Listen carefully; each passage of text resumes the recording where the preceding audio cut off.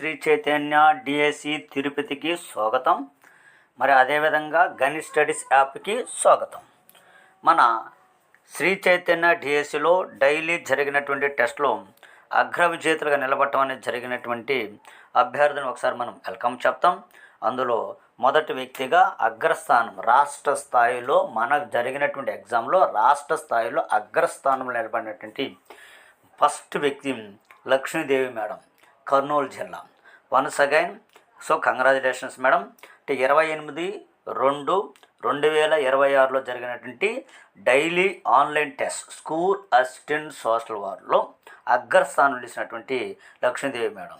Then మరొక విజేత వెంకటరమణ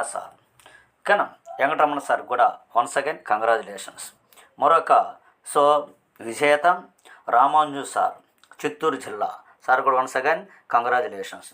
మరొక విజేత ధర్మరాజు సార్ కూడా వన్స్ అగైన్ కంగ్రాచులేషన్స్.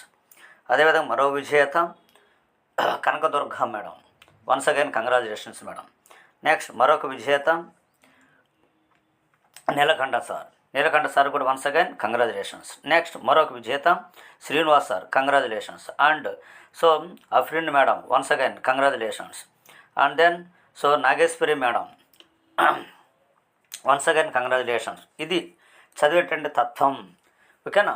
ఒక మోటివేషన్ మేడం, మీరు చదవగలరు, మీరు ఎట్లయినా 100% విజయం సాధించగలరు. కర్నూలు జిల్లాకి ఎక్కువ ఉన్నాయి చెప్పగానే మేడం యాప్ తీసుకున్నారు, బాగా చదువుతున్నారు. Okay right, thank you madam.